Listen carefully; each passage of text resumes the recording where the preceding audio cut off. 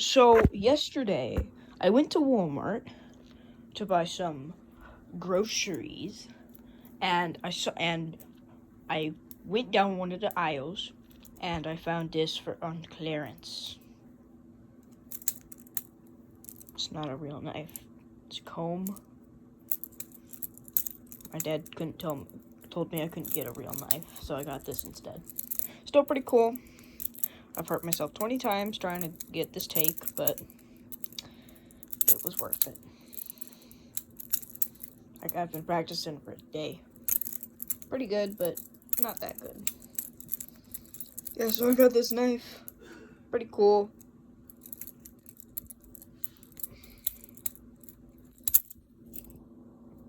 I'll see you in my next video.